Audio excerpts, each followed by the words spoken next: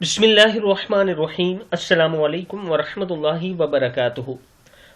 आबिद राजा channel की तरफ से आज मैं अपने दोस्तों को रसूलुल्लाह सल्लल्लाहु अलैहि वसल्लम का एक बहुत ही प्यारा फरमान सुनाऊंगा।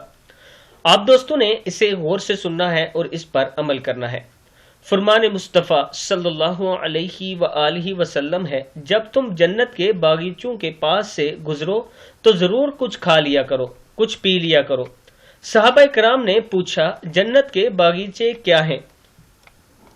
तो रसूलुल्लाह सल्लल्लाहु अलैहि वसल्लम ने इरशाद फरमाया, इस जमीन पर कायम जो उल्मा की मजालिस हैं, जिनमें किताब व सुन्नत का बयान होता है, जिक्र होता है, जामिया तिरमिजी की, कि जहां पर उलमाए कराम बैठ कर मजलिस करते हैं, यानी कि लोगों को समझाते हैं, तालीम देते हैं। उन्हें रसूलुल्लाह सल्लल्लाहु अलैहि वसल्लम ने जन्नत के बागीचे कहा है और कहा है कि उनके पास बैठकर वो इल्म लिया करो।